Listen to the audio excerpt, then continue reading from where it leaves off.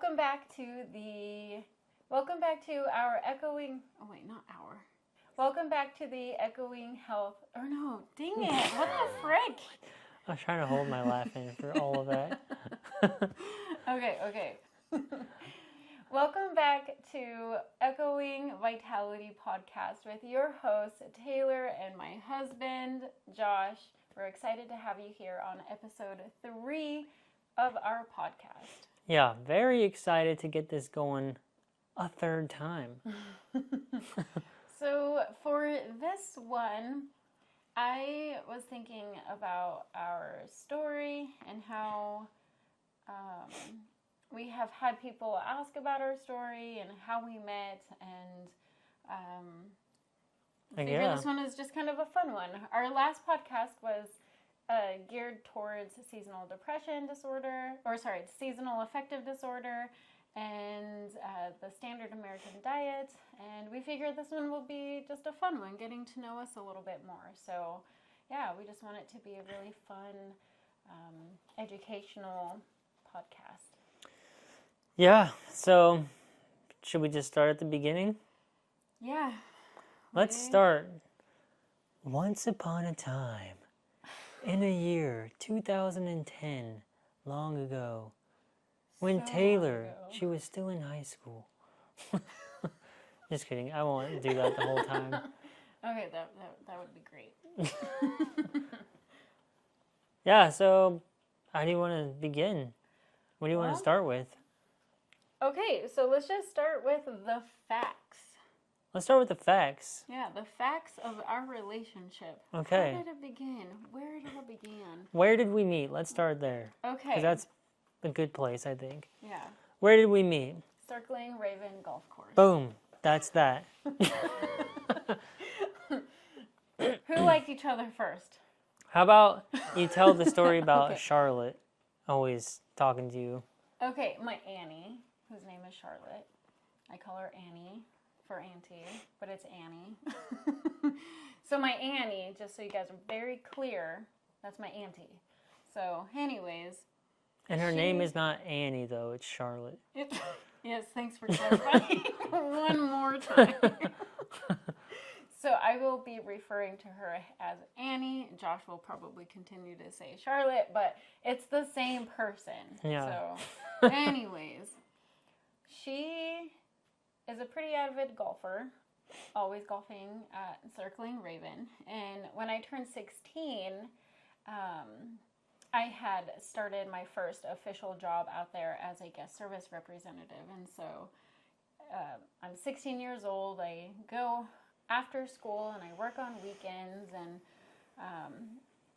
one of the very first meetings that we had as an employee was a meeting with all staff of the golf course. And we were in the office, and I just show up after orientation, and there's everybody there, and I'm like young and shy, and I'm just like around all these people that I don't know.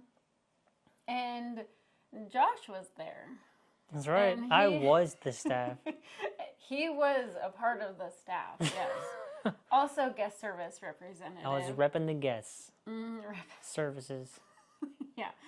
And I just remember like being in that meeting, and he looked so grumpy, so annoyed, so just, I do not want to be here. And I was like, oh, he's kind of cute. Yeah, for also reference, I was probably, 16? No, you were 18. I started working there when I was 16, I think. Yes. But at this time, I had been working there for 3 seasons already. Yes, this was your third This was my third season there, yeah. So anyways, before all of this happened, my Annie, she had been there. She had probably met Josh maybe a handful of times just being out there. Josh and his brother worked out there. And anyways, I remember her telling me like, oh, there's a couple really cute boys who work out there. And at this point, I was like, I'm sick of boys. I don't want anything to do with boys. And so I go out there, and I'm working, and I get on the same schedule as him, and we start working together. And yeah, it just kind of So I remember the date. I started working Really? April 14th. Wow. That was my day one. And so that's the day that I met you, and you met me. He was not very thrilled to just be there, so I think he Shoot, it was probably on my day off, and they called a meeting. Yeah. So I don't think he really acknowledged me at this point, but I saw him, noticed him, and I was just like, he's kind of grumpy, but you know what? That's fine. He's cute grumpy face, and I think we just started working together. And I remember riding in one of the golf carts, and it's rainy, so it's April. We work outside, and it's cold, and we have our jackets on, and like it's just not fun, in the cold. But he made it fun. He's a seasoned Circling Raven guest service representative at this point, very seasoned. He showed me all kinds of things. Like drifting. I was like, why are you laughing about it? I thought that's where you might be going with it. Yeah. So he was showing me all kinds of things that we were not supposed to be doing as employees there. So yeah, I like to make the job fun back then. It wasn't until later years where I really, I guess, put my best foot forward. Yeah. You could say. I mean, I did still try to do a good job. Yeah. But I tried to really emphasize the fun part of the job at that point. Yeah, he did. And it was fun. It was fun. I still am this way. I'm a rule follower. Josh is not so as much. Yeah, so like we were just complete opposites, and I think that was like part of like the thrill of like meeting him, because I was like, you are like bad. Oh God, you're a bad boy. You are so bad. And he would just like be drifting in golf carts and like wrecking them sometimes, and like I'm in the golf cart too, and we're just like cracking up and just having so much fun. And I was nervous. I'm like, what are you doing, man? His grandpa was the one who would like fix the golf carts. Yeah. And so it was just kind of a fun time in our lives where we were just really young and just kind of crazy. And he got me out of my shell a lot at this point in our relationship. And so, like I said, we met April 14th. That was like my day one orientation. And we started working together. And May 16th, essentially a month later, he asked me to be his girlfriend. And I just love the way he asked me to be his girlfriend, because I wasn't looking for anything. I was like, I'm sick of boys. And I was just like, I wasn't looking for anything like super serious, but before we get into how I asked you, okay, we should talk a little bit about what led up to it. Okay, what led up to it? Yeah, Yeah, so tell me, because I forget honestly. I think it naturally happened how we started hanging out, just from working together, and I honestly just don't even remember how we started hanging out. Do you? I remember you asked for my number for work purposes. Okay. Work purposes. Yeah, okay. So I remember that. I remember I went in on my day off because I was with my cousin Christina and my auntie Annie, and we were going to town, but we needed to stop off at the golf course. And he was on lunch, and he was like, "Can I just get your number?" Was I eating with Lamont? You sure were. Okay. Yeah. Yeah, I remember that. Yeah. And you guys were at the bar, I'm pretty sure. Maybe. Something like that. Yeah. Yeah. But anyways, oh no. Yeah, I don't know. Anyways, this was 14 years ago, guys. Like almost 15 years ago. So yeah, some of the details. Foggy, okay. But anyways, the point is, we started hanging out, and I lived in Coeur d'Alene, and Taylor lived on the reservation, 5 minutes from the casino, 3 minutes from the casino. Mm-hmm. And yeah, so I'd been in Coeur d'Alene since 2007 of the summer, I believe, the summer of 2007. Okay. So I was fairly familiar with Coeur d'Alene, had done quite a bit of things as far as like activities, restaurants, going places, trying to get to know the area, really.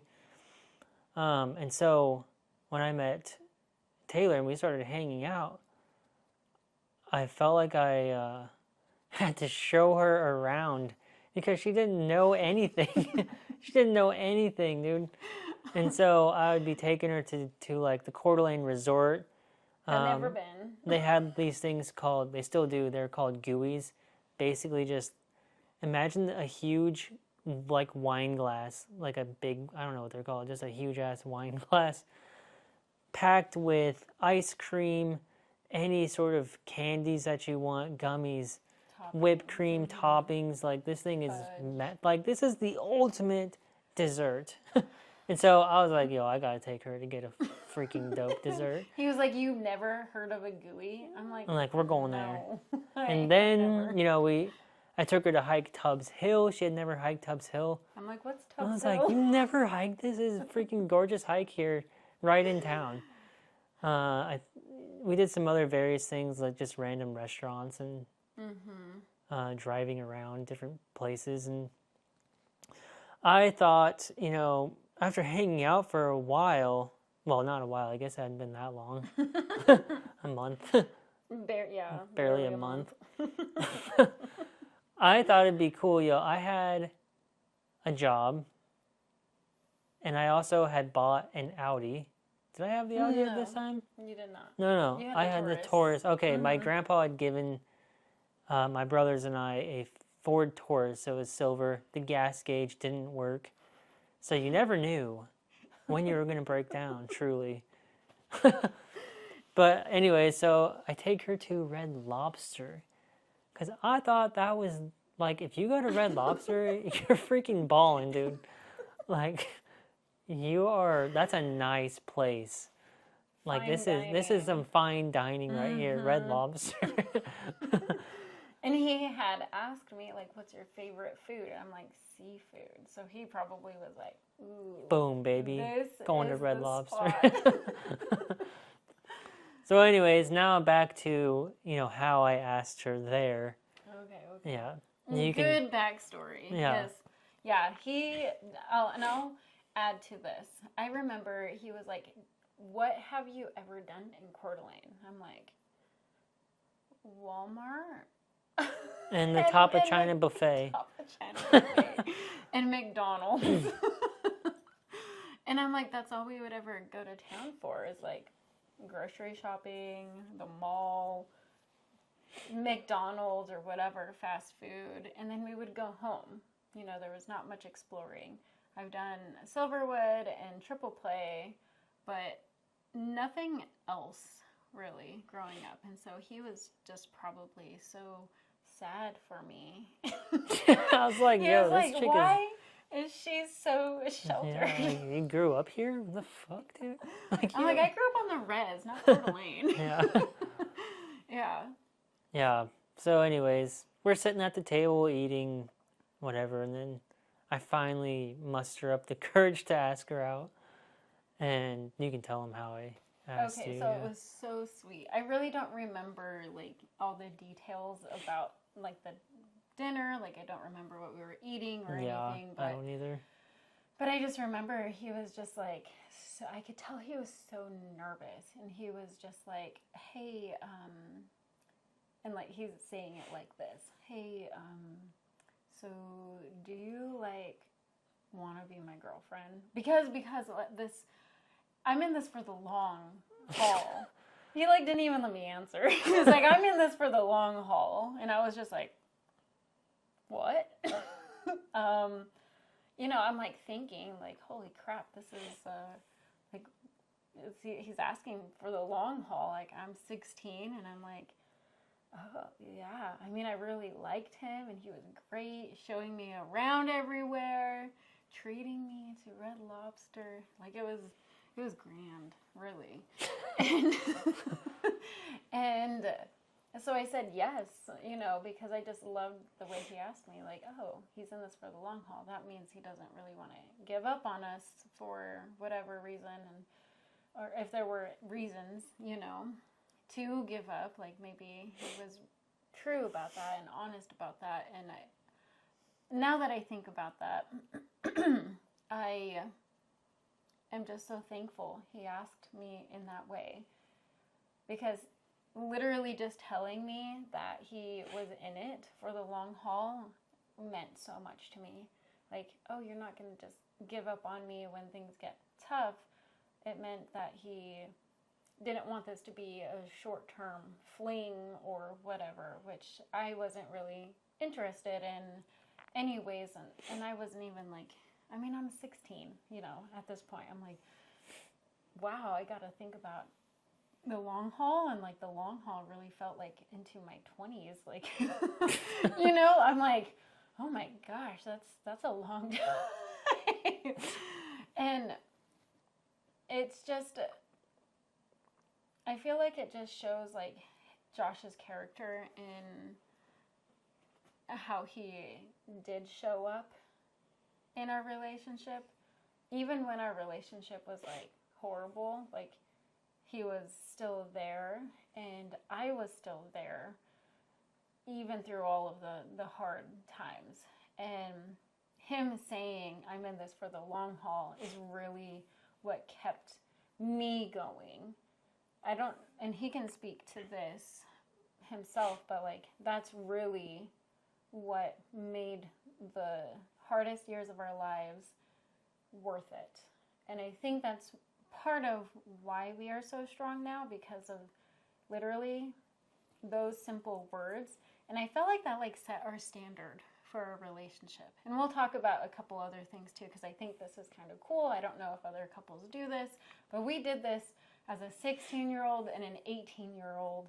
We implemented this, but I'll let you talk about like what you felt when you said that. Like you were in it for the long haul. So Yeah, well, like why did you say that? I don't know why I said it. I mean, in that moment, I don't know why I said it. It's so long ago. And a lot of that part of probably both of our lives are a little bit of a blur. A lot of crazy things happen, but I don't want to get into all of that stuff. But if I were to reflect back on it from today, being a little more clear and healthy, more clear-minded, I can maybe look back and think, if I compare my mom and dad, who divorced when I don't know how old I was, 2 or something, give or take. So I grew up with divorced parents, but my grandparents on my dad's side had been, they're both passed away now, but they were married for like, I forget the exact number, but it was over 60 years. Mm-hmm. And that was probably just inspiring to me. And so I probably wanted that as well. Mm-hmm. So, you know, growing up, you have your flings or flicks, as Taylor's little sister Daisy would call them. Little flicks or flings. Short phases of girlfriends, you know, or boyfriends if you're a girl. Or, wait, what? Did I say that right? Yes. Okay. Yes. Well, hey, anything can be right nowadays, so yeah, it doesn't matter. Doesn't matter. So yeah, if I was to look back, I probably was just inspired by my grandparents to have a good relationship for a long time. Mm-hmm. I like that. Yeah. I feel like it's so easy to do what your parents do. Like you just fall into like that generational curse sometimes of how relationships are and how they work and whatever else. And I feel like we really wanted something different, and it's leading up to what I'm gonna say.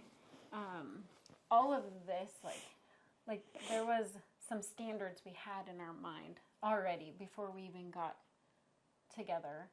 And I feel like this has been like what we needed in our relationship for it to like thrive and to withstand like storms in our relationship. And some of the standards are like, I remember telling him like, if we're going to be a couple, excuse me, you will not yell at me and I will not yell at you. You will not cuss at me. I didn't cuss. I had like tried cussing in high school and it was just very silly sounding, and she still doesn't cuss. Yeah. And I don't cuss. It's just, it sounds really odd to me. I just feel like I can get the point across if I need to without those words. And if you cuss, whatever. Like Josh he's a sailor mouth over here. He's gotten better, I guess, using different words. Yeah. But anyways, the standard, like, it was like, you will not yell at me.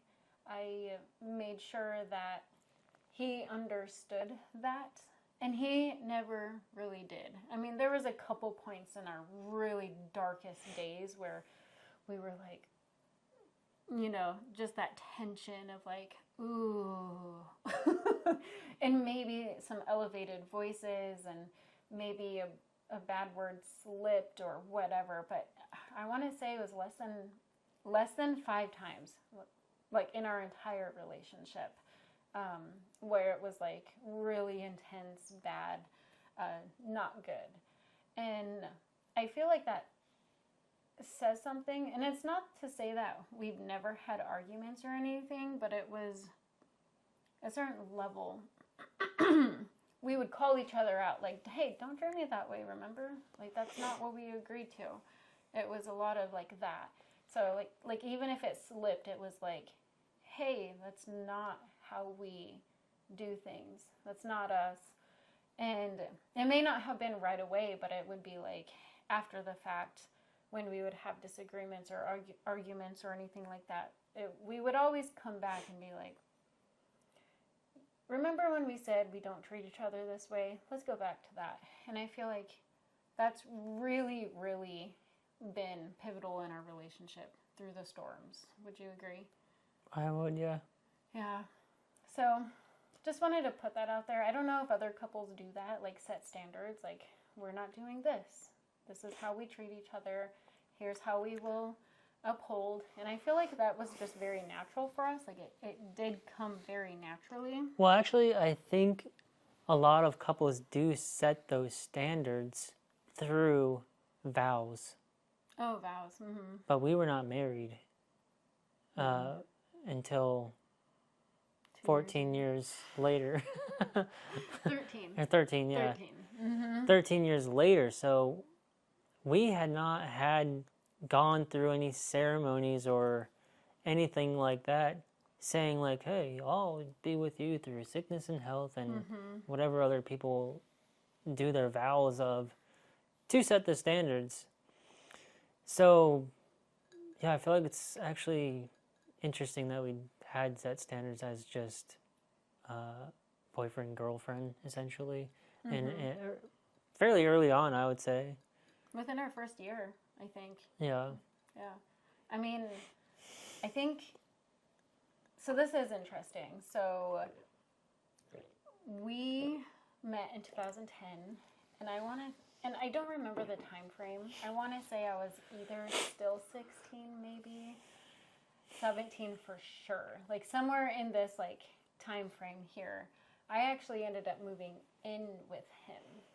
There was a lot of things in my personal life that was like not good for like my mental health. Like I remember we lost our home, which was like devastating, and kind of bounced around between my aunties and my nanas, and it just like didn't feel very good. I was a very shy child, but also I was a very, like, I would speak up when I feel like I was being treated wrong. Oh yeah, and if you remember in the first episode, our intro, Taylor talked about how she was basically like a manager. to my family. So I was very like, this isn't right.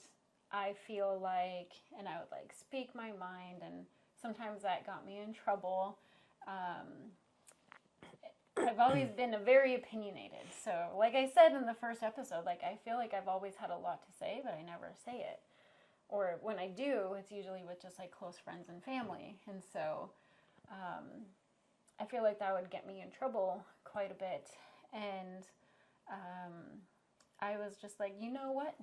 I asked my mom, even though we were like going through hell at this time frame, like he was like my happy place where I was just like, oh my gosh, like you are my savior in a way, or like you are just like, you feel safe, you know. And I didn't feel safe before. I didn't feel safe in any of my family's home.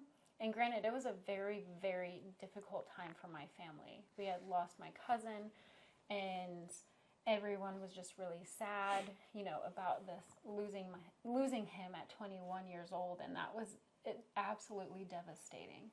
So we were all just hurting. It just didn't feel safe. It didn't feel good at this point because it was so sad. And when there's that much sadness in a family dynamic, no matter how loving and how strong, it can be very blinding to like certain realities. And I was very embarrassed of my home growing up, and however, I was also just very deeply sad that I lost a home.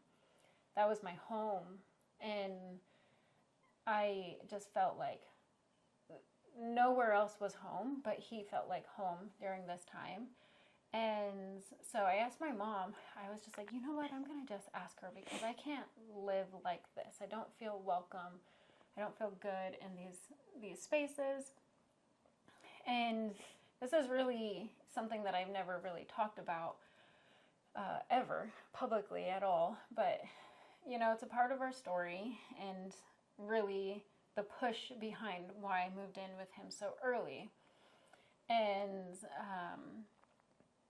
so I asked my mom, and she was like, yeah, go ahead. Easy. It's simple. I got the okay. Which is just wild to me at 16 or 17. Yeah. And I was just like, okay, I'm doing it. I'm moving in with him. And his mom was so welcoming. That was also wild. Like, what the heck? My mom's letting my girlfriend of like a month or two to move in. No. Or how long was it? Maybe a year. Oh, like, is it that long? Yeah, okay. It was, yeah. Well, even still, I mean, yeah. And that's why it's like foggy. Like, I don't know if I was still 16. Yeah, there's so much fogginess. Yeah, so much foggy. There was just so much going on in my life that I felt like I was just very blind to a lot of things. Like, I don't even remember what was happening in his. Sorry. So anyways, just very, very foggy. But these are some of like the basics. And so I move in with him, and we have been together ever since. And it's... Yeah, it was not always easy going. Of course, I mean, everyone's got their problems, difficulties, and challenges. Yeah. I know there was a question of something about our travel trailer. Mm-hmm. Yeah, so, you know, after Taylor moved in... Which was around 2011, I'd say. 2011? Mm-hmm. Yeah, we didn't buy our travel trailer till 2014. Mm-hmm. Between that time, after Taylor moved in, we had moved, I think, 2 other times before we bought the travel trailer. And we were kind of almost forced to buy the travel trailer. Although if I'm looking back now, I wish we would have bought a house in Coeur d'Alene. I wish we bought a house. Oh my gosh. However, what we did is fine. It led us to where we are. You know, what our path is going to be is what it's going to be. Yeah.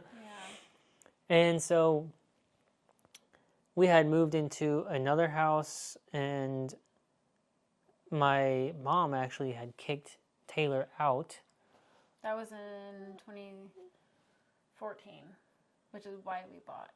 No, because then we moved into an apartment. Okay, so one thing you'll know about Josh, this timeline stuff, he will mix, like, he'll think, like, one thing happened, like, say in 2011, but it happened in 2015. I'm like, no, you got it backwards. Yeah, my timeline's all screwed up, man. Okay, so this is how the timeline works. Moved in with him roughly 2011. I'm still in high school. I graduate in 2012. So there's some background information. When I met him, he was already graduated from high school a year early. So I thought, ooh, that was cool. Yeah, I was kind of a weird kid, man. Because I went to, most of you probably know this, I went to juvenile detention center at 17. And I did have a girlfriend at the time. I had gone there for graffiti. Girlfriend left me after juvenile detention center. And then it hadn't been, I think it had been 6 months, and then I met you. Oh. I think that's how it worked. And then Taylor moves in, and so I also graduated high school during my junior year. So I feel like which was 2009. I feel like I was on such a weird path, but like doing bad, but doing well at the same time. So I'd always been kind of like torn in different directions, you know. Something I've talked about before, I think I was a guest on another podcast. I mentioned this. And this is great advice for everyone. My 3rd grade teacher wrote something on my report card, and I remember it, even though I didn't always follow it. And she told me to choose your friends wisely, because it seemed like I would always have these friends who they weren't the greatest influence on me. You know, everyone's got choices. Like, you can make your choice and do whatever you want, but yeah, choose your friends wisely.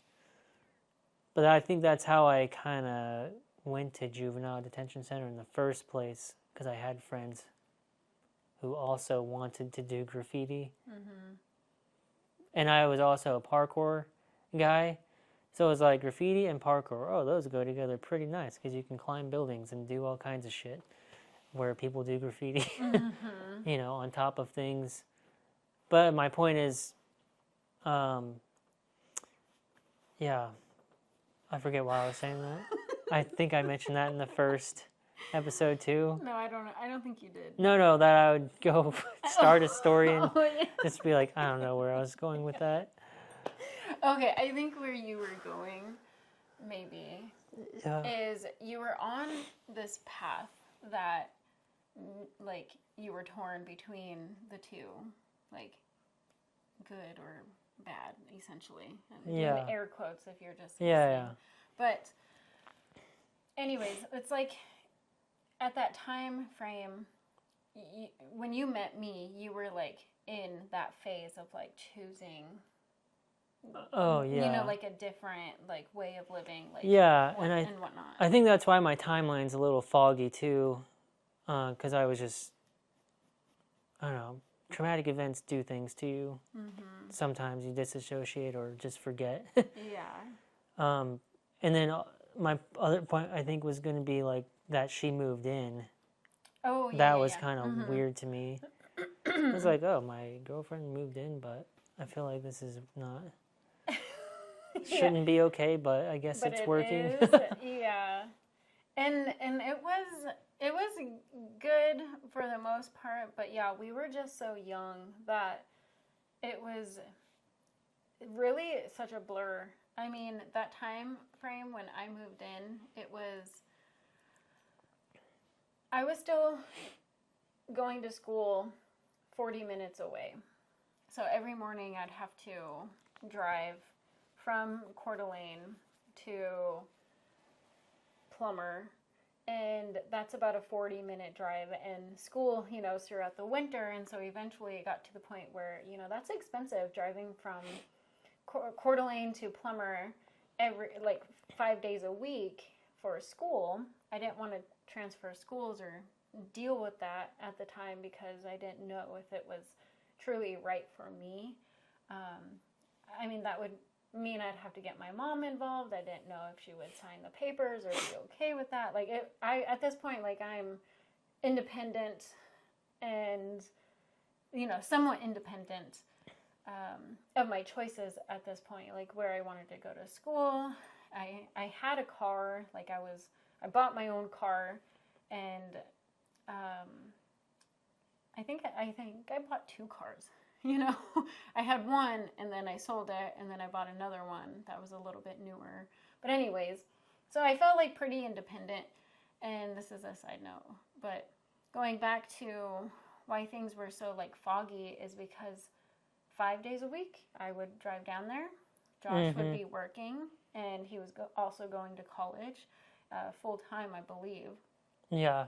And so we were just busy, and then jobs outside of that too. So my sophomore or my junior year, I think I stayed after school a lot at the wellness center in Plummer, and I would hang out with friends and do homework or whatever, work out. I used to run like 2 miles every day, like after school. And by the time I would get home, it would be super late. So like this part of our relationship, we were actually very separated in our life because we were just so busy with school, work, social life, whatever. Yeah. So the first couple of years were pretty foggy, actually. But I remember it got to the point where, since it was so expensive to drive, Josh would wake up super early in the morning and actually drop me off at the bus stop. Oh, the City Link? Mm-hmm, the City Link. And I would leave my car at the Coeur d'Alene Casino and in the parking lot. And it would drop me off. The bus would drop me off, and I would have to walk to my car in the middle of winter. Oh, yeah, and warm it up there. And warm it up. I And forgot, sometimes yeah. there would be like a foot of snow on my car, and I'm like, oh my God. And I'd have to clean it off. And so I was consistently late to school my junior year and my senior year. I just always by like 10, 15 minutes. And I remember they would like call my mom, and they would ask me like, what is the deal? And I'm like, I come from Coeur d'Alene. I'm freaking broke. I'm trying to like make this work. And eventually they were just like, okay, no worries, no big deal. Like, you're here, you're working on your grades. And I always did my homework, and I'd always stay after school to make sure that I was like doing well. I wanted to do well in school and just be successful, because I viewed that as like, okay, well, I moved out. I'm no longer like with my mom, but then I moved in with Josh and like lived with his mom and brothers, and so I just felt like I needed to like work extra hard and I tried to not be a burden into Josh's family. So I would help pay for groceries. I would help in so many other ways that I thought was helping, like groceries or like gas or whatever it happened to be. But they never made me pay rent like the first like couple years, which was phenomenal. But I remember that your mom like taught me a lot. Yeah. In how to be responsible with like car insurance, and like I think she was talking to me about a credit card before, and like just like little things like that. And I was just like, wow, insurance, I gotta pay for that? Like, Yeah. what the heck? Lots of things, adult things. Yeah, and my grades played a huge role in my insurance at the time. So I think Tracy, my mother-in-law, was like, you gotta get good grades, otherwise your insurance is gonna go up. And I was like, oh crap, like, all right, like I don't want to pay extra money for that. So anyways, it was a really big reality check for me, like how much like I needed to do, and school was a really big part of that. I didn't want to be a failure, and I didn't want to be a burden. Like, I'm living with Josh's family. I did not want to be a bum. I didn't want to be a burden to him or his family. So I would just try really, really hard to be independent and eventually get to a point where I could like contribute to the household. So Yeah, so did we move from 8th Street to the pink house, or the 8th Street to the apartment? apartment. Okay. Okay, so we moved to an apartment, and then eventually I think that got too expensive for us, maybe. Yeah. Then we moved back in with my mom and brother into this just a big house. We all shared it, like we did on 8th Street. Yeah. But And in that's when your mom kicked me out. this house, then my mom kicked Taylor out, and it was like, oh, well, you can stay here, and it's like, well, frick, man. I looked at him and I was like, I'm not gonna make you choose. So I'm leaving regardless. Like, I'm not gonna try to fight and like make this like a big deal. I'm out of here. And I think my mom, I like messaged her and was just like, hey, can I move back in? I knew where she was living at that point, and she was like, oh yeah, there's an extra bedroom. And I was like, okay, cool. And yeah, I don't remember what you said or did or whatever. Well, I came, I went with you, but he did. But this is where I believe the travel trailer comes into play. Yes. Because Taylor and I were leaving, and we tried applying to different housing rentals and different apartment rentals, and I was a full-time student. And I was too at this point. And I was also working full-time and a second job part-time. And we also had pets. And a cat. We had one cat. Oh, sorry, one cat and then the German Shepherds.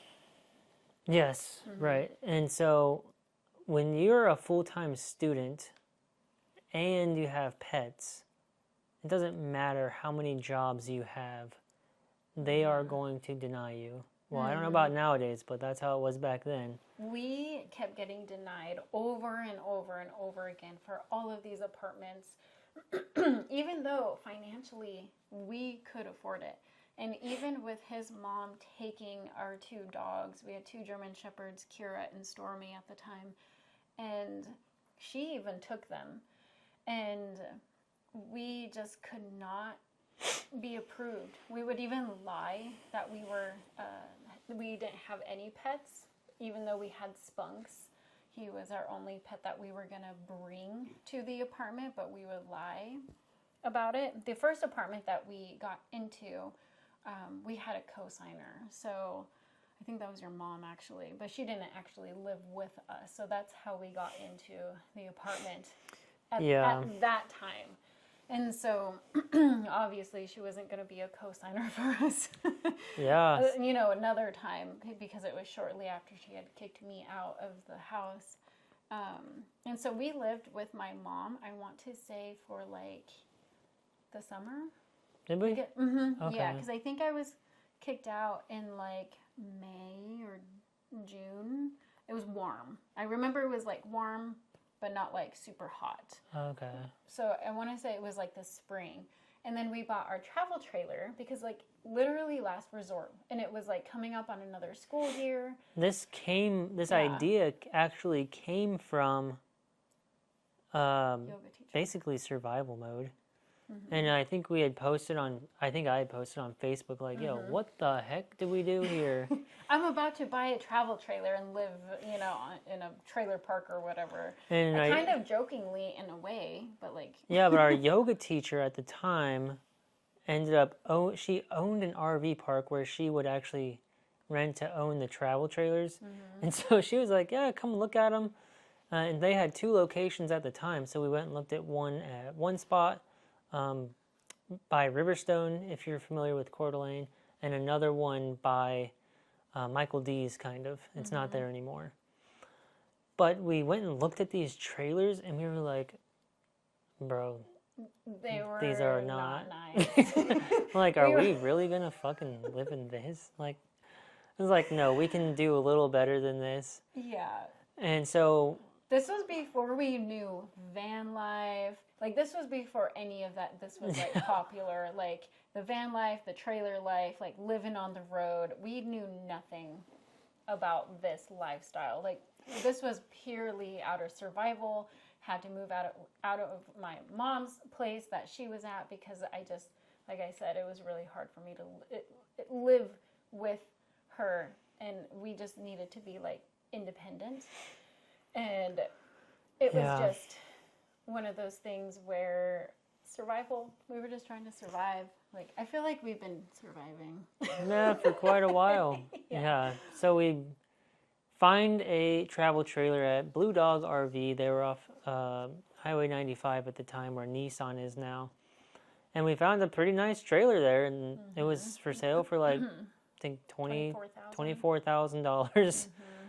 Which was like so much money for us. That was a lot. I was like, are we really buying a fucking trailer? We were like, okay, so we can rent those like crappy trailers, rent to own for, I think, like $175 a month, plus like the rent for the lot and whatever else. So like it would have been way cheaper overall. But yeah, I think like a trailer at the time, like one of the crappy ones, was like $4,000, and then you would like own it afterwards or something. And it was just it was so crappy. I was like, you can see like mouse poop, I think. Yes, yeah. I was just gonna say, you opened a drawer and I think there was mouse poop, and I was like, I'm not doing that. Like, there's no way. And this was really cool. So my Annie, she had a travel trailer and was like, hey, well, you can live in my travel trailer. And we were like, oh my God, like, thank you so much. This is amazing. This is going to help us save so much money. And they get the trailer to the lot, and we're like looking at it, and we're like getting ready to move our stuff into the trailer.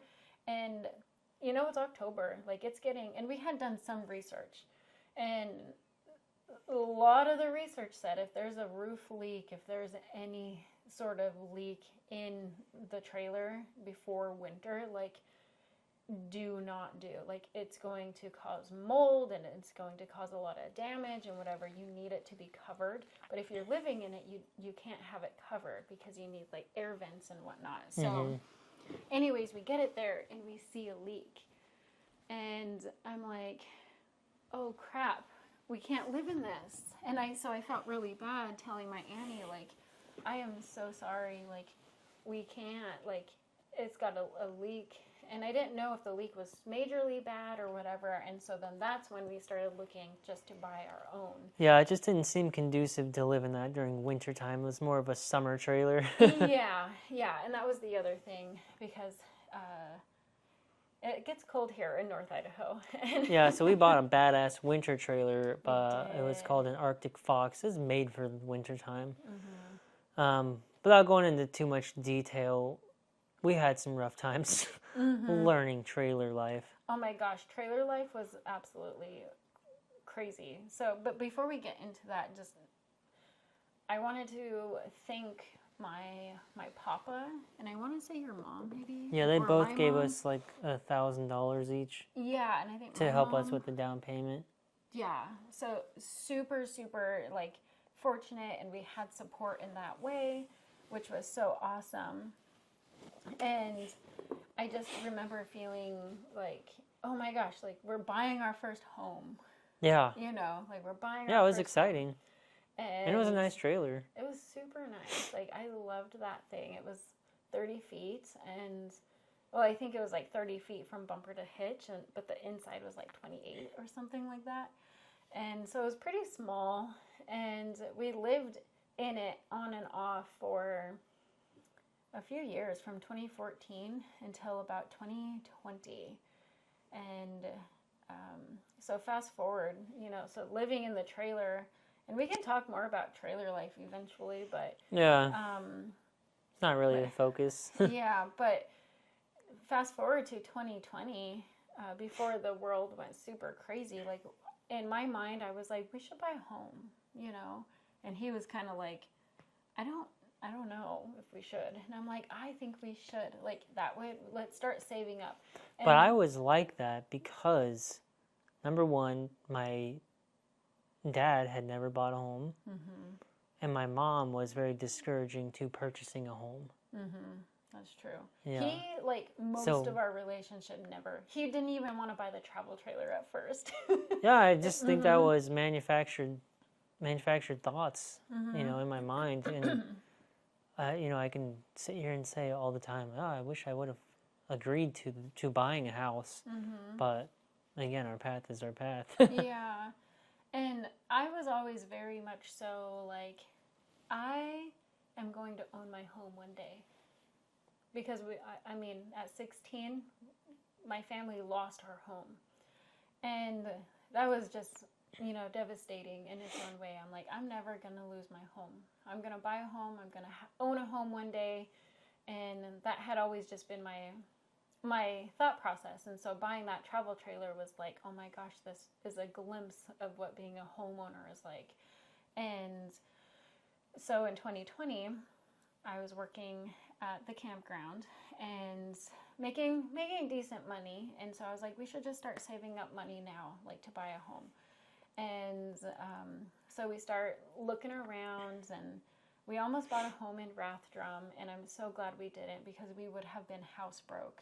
And yeah, the equity looking back would have been great, but it's still, I don't know if having that much equity in a home versus being house broke all the time, it's like a walking on eggshells type of thing. Like, oh, having our own home is cool, the equity's cool, but we have no money to do anything. And we've been paying. So what year did you start Check Institute? I think I started in 2020. So like that was I wouldn't really have started huge, that if we would have bought a house in Rathdrum. Yeah. So it all happens literally for a reason why we went this route. And so 2020 we sell our travel trailer, and we sold it for $16,000. And we were like, oh my God. Not bad after 6 years. Yeah. And I mean, we took really good care of it. And the guy, you know, saw the value in Arctic Fox, which was another reason why we bought that one, because of the resale value. And we were super excited to like have a decent down payment now for a home. I mean, $16,000, like that was really big to us. And we started looking into other homes, and we ended up looking at manufactured homes at the Homeboys in Spokane. And we kind of go through that, you know, with COVID and how COVID impacted all of the pricing. And we had this one home picked out, and it was a beautiful home. It was 1,600 square feet. This home is 1,200. And we had signed all of our papers for it. Like, we were locked in, apparently. Yep, just had to put our earnest money in. Yep, our earnest money, which we put in, and no, we didn't put it in, because it was going to be $1,500, and we were like, man, do we really want to do that? For which one? The earnest money. Well, just the whole situation. So for this we home? actually did no for the Rathdrum home. Oh, I wasn't talking about that one. Oh, sorry. Oh yeah, well, we bounced out of that. Yeah, we bounced out of the Rathdrum home house. Yeah, we were like, no, we don't need that one. It's just not good for us financially. We could afford it, but we couldn't afford anything else. And so that's why we bought this one. Yeah. And so yeah. we put down our down payment to the Homeboys on this home, not this home, but the other one. And I remember getting a phone call, and they were like, we have really bad news. And I'm like, oh no. I think he was actually in school. We were in San Diego, and I get this call, and they're like, so with the cost of lumber and supplies raising, we do have to raise the price of the home. And I was like, wait, I thought I signed paperwork that said that you don't raise it, like our price was locked in. And they're like, well, in certain circumstances, this has never happened in, like, I don't know, they said like 30 years or whatever. So I felt very comfortable signing the paperwork, but they raised the price on us $60,000. Yeah. And like $60,000, that's a lot. So the day after we got back from San Diego, we go to their location, and we were just like, time to start looking for another one. What's this about? And they were super, super sorry. And we actually left, like, getting ready to just, like, drop the home. We were like, we're not paying $60,000 extra for this home. Yeah, we weren't even going to get it, I don't think. We were going to search out other options or just keep living at the campground. Yeah. But yeah, they ran after us. Yeah, they come out the door and they were like, hey, we have another home. It's very similar to the home that you were going to get, and it puts you back at the price point that you were okay with. It's same 3-bedroom, 2-bath. You want to take a look at it? We have one on the lot now. They had half of one, I think. They had the 2 halves, but we could look at it sort of, just to kind of get an idea. And we look at the 2 halves, and we were like, well, I guess it's kind of similar. I was like, it's not bad. Let's just go for it. Yeah, because someone had backed out and decided to buy a different home, and they kept that one in queue and had nobody attached to that home. And we were like, okay, we'll take it as long as I can make changes to the colors and the floor and everything else. And they were like, yes, you can. And I was perfect. Just like, okay, great. And so that's how we ended up in this home that we're in now, and we have been living here for 2 years now, and 2 years as of October 29th. And I'm just so thankful and fortunate that we, after all of our crazy life and moving and everything, we've gotten to the point where we finally got our home. Feels good to have a hub, that's for sure. Like a semi-permanent. I mean, we are technically in a 50-year lease on the land, but the home itself is ours, and it feels good. Yep, this is ours, and Josh always says, oh, let's pay our rent, and I cringe every time he says that. I'm like, it's our mortgage. What are you saying? And he's like, I know, it's the same thing. And I'm like, no, it's not. I'm really proud, okay? I'm really proud that we got to this point. We are no longer renters. And, if you're still renting, that is wonderful.